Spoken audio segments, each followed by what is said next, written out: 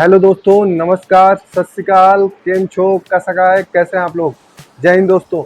तो चलिए शुरू करते हैं आज की वीडियो को। ये वीडियो काफ़ी दिनों बाद आपके बीच आ रही है और ये एक मुख्य टॉपिक के ऊपर ये वीडियो है जो कि यूपीएस है। तो दोस्तों हम ये वीडियो थोड़ा लंबी हो सकती है आप लोगों के लिए, तो आप थोड़ा इसको फॉरवर्ड करके दो गुना स्पीड से इसको देख सकते हैं, 1.5 गुना स्पीड से देख सकते हैं, लेकिन वीडियो को पूरा देखिएगा तभी समझ में आएगा। इस वीडियो में मैंने ओपीएस को, एनपीएस को और यूपीएस को, तीनों पेंशन सिस्टम को छोटे छोटे और मोटे मोटे चीज़ों में आपको समझाया है। तो आशा करता हूँ ये वीडियो आपको बिल्कुल ही अच्छा लगेगा और समझ में आएगा और आपके जानकारी को गेन करेगा, जिससे आप समझ सकते हैं कि ओपीएस और एनपीएस और यूपीएस में क्या क्या डिफरेंसेस है। तो चलिए शुरू करते हैं और आते हैं अपने वीडियो के स्क्रीन पे, लैपटॉप के स्क्रीन पे, और देखते हैं पीपीटी में इन सारे तीनों चीज़ों करते हैं हम आज के अपने पेंशन सिस्टम के बारे में बहुत ही गहराई से और अच्छे से इसके बारे में हम जानकारी समझेंगे, क्योंकि हमारा शुरुआत करेंगे एनपीएस से। एनपीएस क्या है कि दोस्तों हमारा सबसे आदर्श पेंशन सिस्टम में से एक है इंडिया में। तो पुरानी पेंशन योजना एक पेंशन प्रणाली है जिसमें हम क्या करते, सेवानिवृत्ति के बाद कर्मचारी को नियमित पेंशन दी जाती है। यह योजना उन कर्मचारियों के लिए थी जिन्होंने 2004 से पहले नियुक्ति प्राप्त की थी।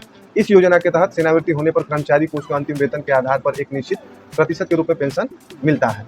तो ये हो गया हमारा कि मतलब किसको मिलता है ये पेंशन, और ये पेंशन का निर्धारण कैसे होता है। पेंशन का निर्धारण, पेंशन राशि कर्मचारी के अंतिम वेतन का निश्चित प्रतिशत, आमतौर पर 50% होती है। मतलब कि अंतिम वेतन और उसके 10 महीने के वेतन के औसत, दो चीज़ निकाला जाता है। उसके 10 महीने के औसत या अंतिम वेतन जो भी बेस्ट हो वो उसको दी जाती है, मतलब जो ज़्यादा हो। पेंशन की सुरक्षा, यह पेंशन जीवन भर के लिए होती है। इसमें फैमिली पेंशन भी है और महंगाई भत्ता का भी प्रावधान होता है। महंगाई रेट के हिसाब से जो डीए डिक्लेयर होता है सेंट्रल गवर्नमेंट के एम्प्लॉय के लिए, सेम वही पेंशनरों के लिए डी अप्लाई होता है अपने पेंशनरों के लिए भी। तो ये भी क्लियर होगा। नियमित बढ़ोतरी, पेंशन में समय समय पर बढ़ोतरी की जाती है जो महंगाई के अनुसार की जाती है। तो डीए वाला सिस्टम हो गया। दूसरा चीज़ एक और है दोस्त, इसमें एज के हिसाब से भी इसका परसेंटेज को बढ़ाया जाता है। तो कभी हम ओपीएस पे पूरा क्लियर पेंशन बनाएंगे तो हम उसके बारे में हम जिक्र करेंगे। तो दोस्तों फिर चलते हैं नेक्स्ट स्लाइड पे।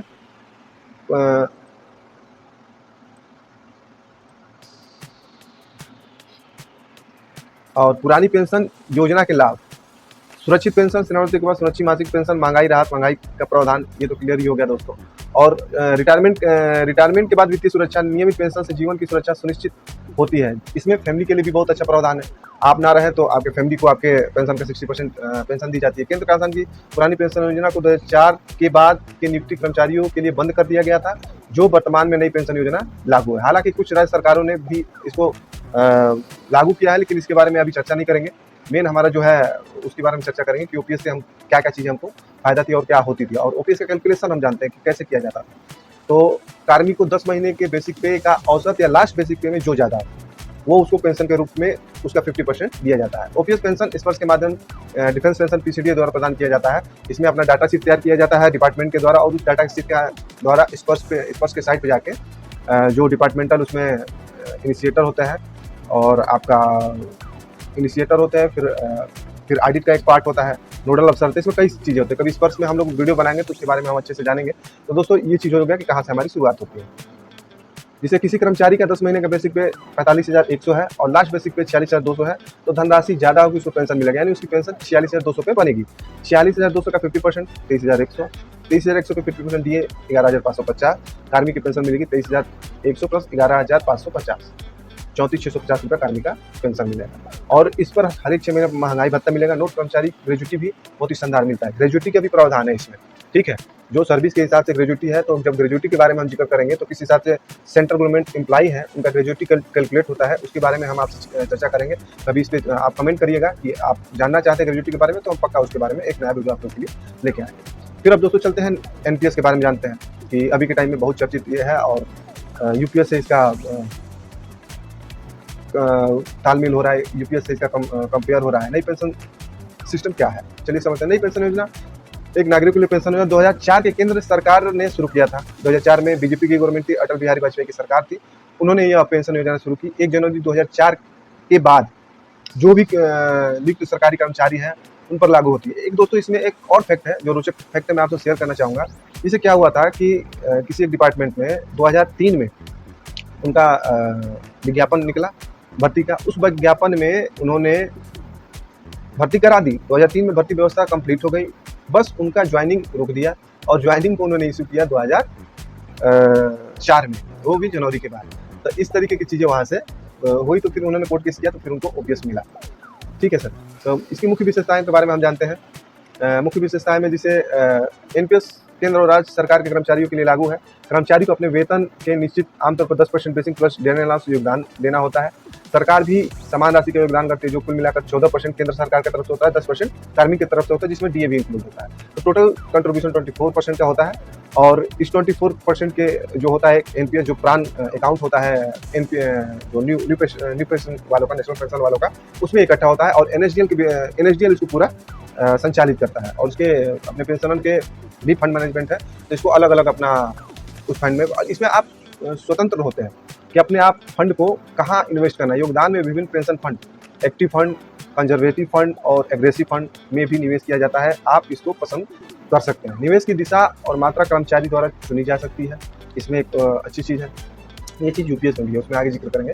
रिटायरमेंट के समय पेंशन कैसे एनपीएस वालों को मिलता है। एनपीएस की तरफ सेनाभर्ती होने पर कर्मचारियों को 40% राशि पेंशन के रूप में दी जाती है, जिसे हमारा और गवर्नमेंट को मिला के जो कंट्रीब्यूशन इकट्ठा होता है, मान लीजिए 1 लाख रुपया हम लोग इकट्ठा किए, हमारा 10% गवर्नमेंट का 14%, तो 60,000 रुपया इंडिविजुअल विड्रॉ कर लेगा और वो विड्रॉ राशि आपके शेयर के ऊपर डिपेंड करेगी जिस दिन आपका लास्ट रिटायरमेंट है। अगर 29 तारीख का 5,000 रुपया आपका बन रहा है 60%, और 30 तारीख को 4,000 बन रहा है तो 4,000 मिलेगा, और नहीं तो वो 6,000 भी मिल सकता है। बिल्कुल इस शेयर के ऊपर है और आप किस फंड में अपना निवेश किए हैं। 60% राशि को एक मुश्त राशि के रूप में प्राप्त किया जा सकता है या जीवन भर की पेंशन योजना में निवेश किया जा सकता है। ये कार्मिक के ऊपर डिपेंड करता है कि वो किस तरीके से इसको करना चाहता है। कर लाभ, एनपीएस के तहत व्यय योगदान का लाभ भी मिलता है। धारा 80CCD के तहत इनकम टैक्स के बारे में कभी वीडियो बनाया हूँ, चाहे बनाऊंगा, उसमें भी आप देख लेना 80CCD क्या होता है। आय पर कर छूट, इसमें मैक्सिमम 1.5 लाख रुपये का आपको छूट मिलता है एनपीएस में।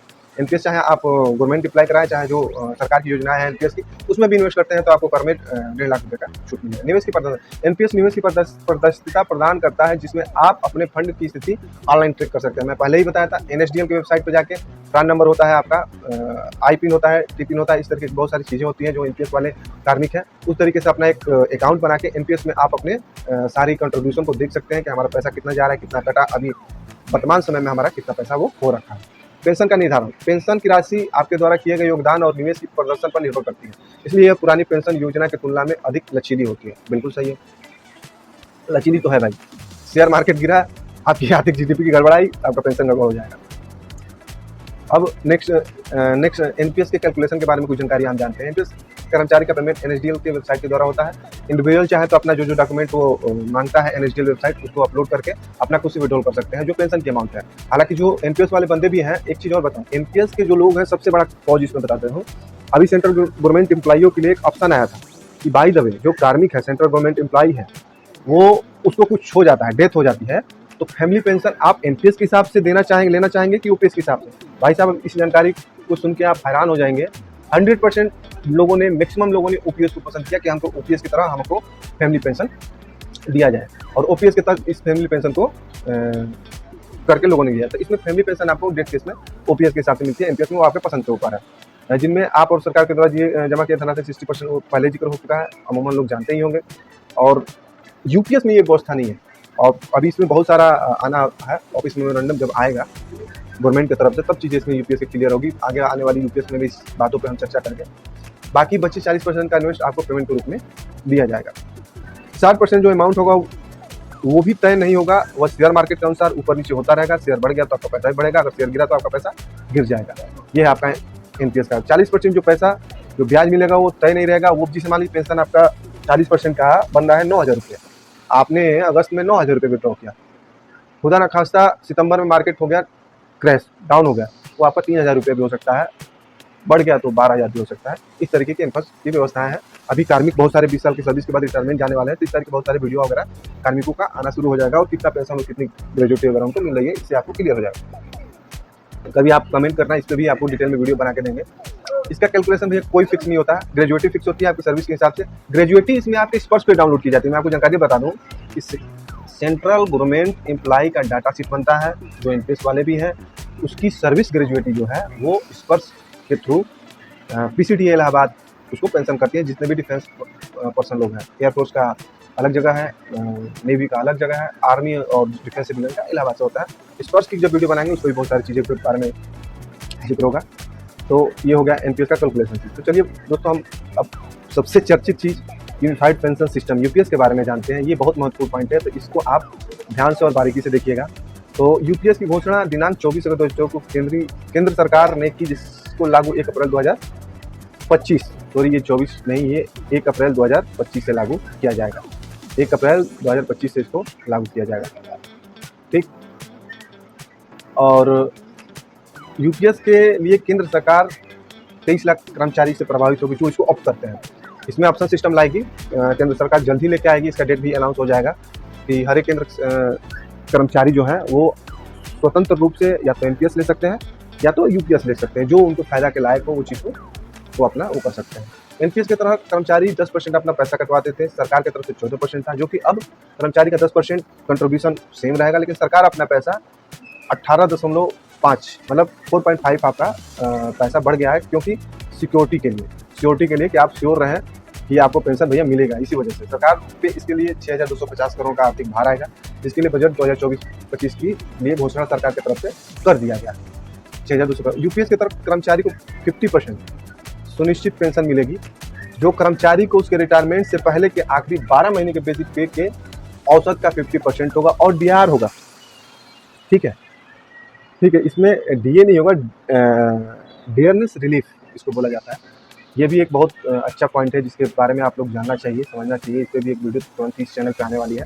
इसलिए दोस्तों, इस वीडियो के बीच में आपसे रिक्वेस्ट करना चाहेंगे कि जितने भी सेंट्रल गवर्नमेंट एम्प्लॉई चाहे स्टेट गवर्नमेंट एम्प्लॉई है, इस वीडियो को लोगों के पास भेजें, शेयर करें, सब्सक्राइब करें, लाइक करें। वीडियो पसंद आए तो लाइक करें, लाइक आपके ऊपर है, लेकिन कुछ तो आपको इस वीडियो से फ़ायदा होगा, ज़रूर होगा इस वीडियो से, क्योंकि मैं बहुत ही अध्ययन करने के बाद, बहुत से चीज़ों को जोड़ने के बाद ही मैं अपनी वीडियो को लाता हूँ, जिससे आपको 100% सही जानकारी आपको मिल सके, आपको पास जा सके। वीडियो हो सके लंबा जाएगा, लेकिन आपके लिए बहुत ही जानकारी पूर्वक रहेगा ये वीडियो। तो दोस्तों, लाइक करें और सब्सक्राइब करें इस चैनल को। न्यूनतम पेंशन जो ओपीएस में 9,000 रुपये थी, एनपीएस में न्यूनतम पेंशन का व्यवस्था नहीं था। आपके सर्विस के हिसाब से एनपीएस और जो पेमेंट आपका कंट्रीब्यूट हुआ है उसके हिसाब से आपका एनपीएस बनता था, लेकिन इसमें फिक्स कर दिया गया, आपकी 10 ईयर सर्विस होगी तो 10,000 रुपये आपको पेंशन मिलेगा ही मिलेगा, जिसकी 10 साल आपकी सर्विस होनी चाहिए। अब दोस्तों, अगले पॉइंट को देखते हैं। इसमें परिवार को भी पेंशन का प्रावधान है। एनपीएस में आपको फैमिली पेंशन नहीं था, इसमें आपको फैमिली परसेंट जो आप उस टाइम मान लीजिए आप 1 लाख रुपये विड्रॉ कर रहे हैं यूपीएस, तो आपको फैमिली को 60,000 रुपये मिलेंगे। आमतौर पर एग्जाम्पल के तौर पर आपको मैं बता देता हूँ, फैमिली पेंशन भी मिलेगा। और 50% पेंशन के साथ कर्मचारी को डीए की जगह दिया जाएगा, जो कि all India price index industrial workers के हिसाब से जो इंडेक्स नंबर आएगा उस कर्मचारी का, वो डीआर मिलेगा। कर्मचारी पर मुद्रा स्फूर्ति का असर कर्मचारी पर न पड़े, इसलिए केंद्र सरकार ने इसको डीआर की घोषणा की है। इसके साथ एक और आम जानकारी, कर्मचारी द्वारा एक बार, बहुत ही मुख्य पॉइंट है दोस्तों, बहुत ही मुख्य पॉइंट, बहुत ही सोचने वाली और गंभीरता से समझने वाली पॉइंट है। एक बार आपने यूपीएस ऑफ कर लिया, फिर आप एनपीएस पे नहीं आ सकते। आपने एनपीएस में ही कंटिन्यू किया, फिर आप दोबारा यूपीएस में नहीं जा सकते। रिटायरमेंट जाते समय कर्मचारी को अपने 10% योगदान का 60% पैसा ले सकता है, जैसे एनपीएस में होता था। एनपीएस में क्या था कि आप 60% ले सकते हैं, बिल्कुल ले सकते हैं, जिससे आपको जो 40% वाला है उससे पेंशन मिलेगा, लेकिन आप इसमें भी 60% ले सकते हैं, लेकिन पेंशन आपकी ऊपर नीचे हो जाएगी। और आम भाषा में लोग पेंशन बेचना करते हैं, वैसे ही हम 60%, जिसे मान लो कम्यूट नहीं कराते पेंशन ओपीएस में 40% 60%, तो कम्यूट की जगह पर इंटरेस्ट चला जाता है, आपका ईएमआई बन जाती है। सेम वही है, आपकी पेंशन भैया कम हो जाएगी। इसमें आप 60% पैसा एनपीएस की तरह जो आपका कंट्रीब्यूशन है नहीं ले सकते। उसके लिए भी एक व्यवस्था है, हम उसके आगे जिक्र करेंगे।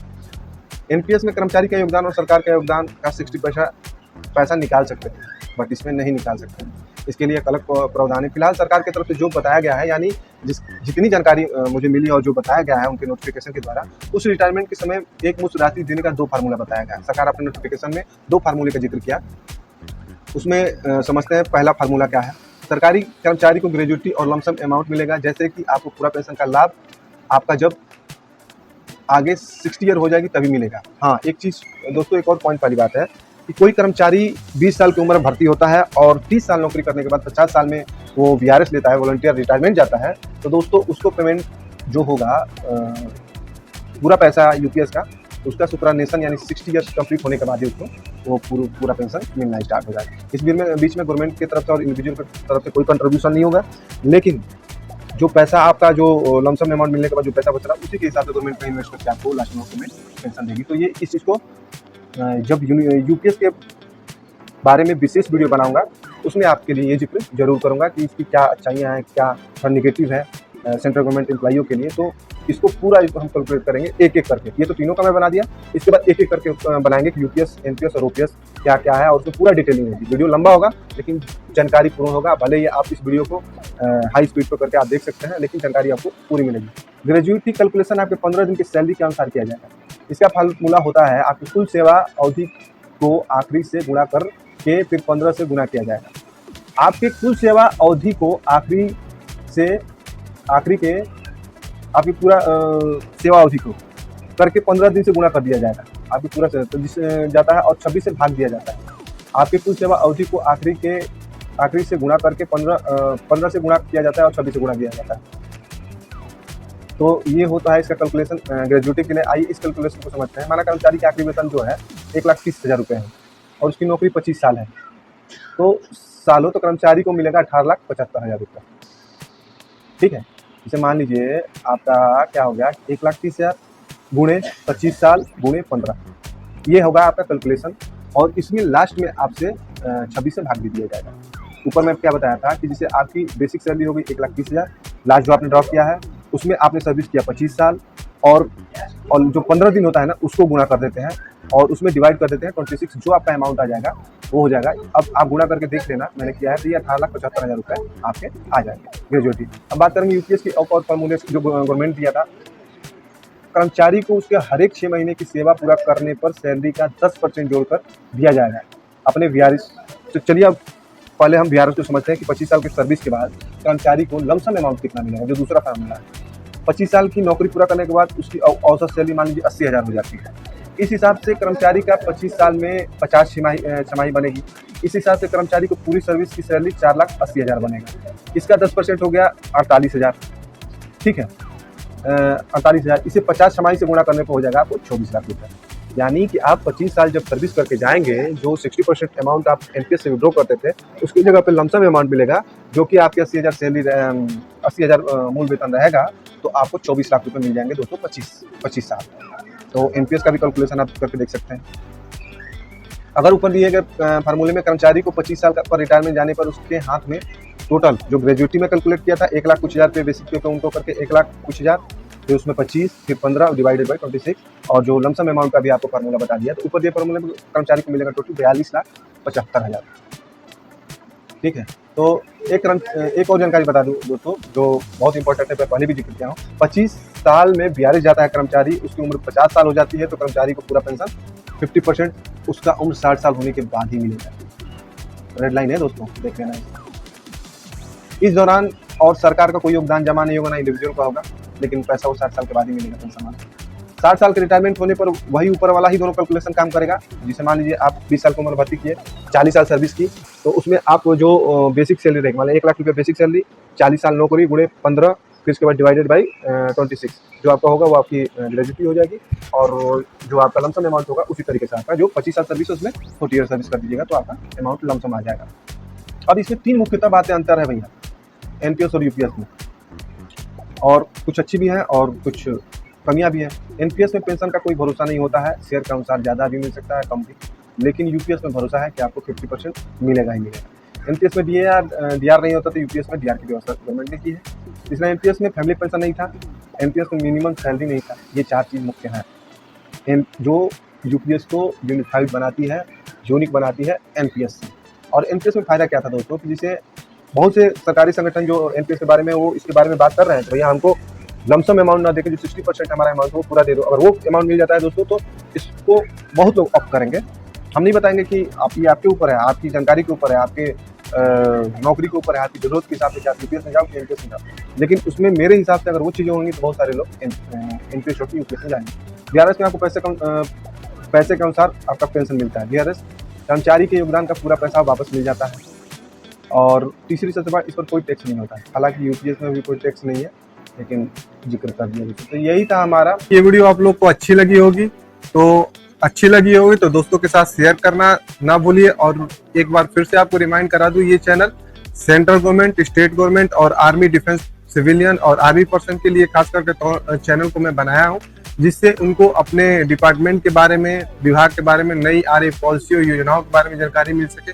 तो ये चैनल की शुरुआत है, लेकिन हाँ, ये उम्मीद है कि इस चैनल काफी अच्छा और अच्छे मुकाम तक जाएगा, आपका सहयोग मिलेगा।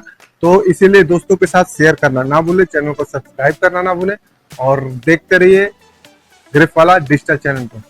जय हिंद।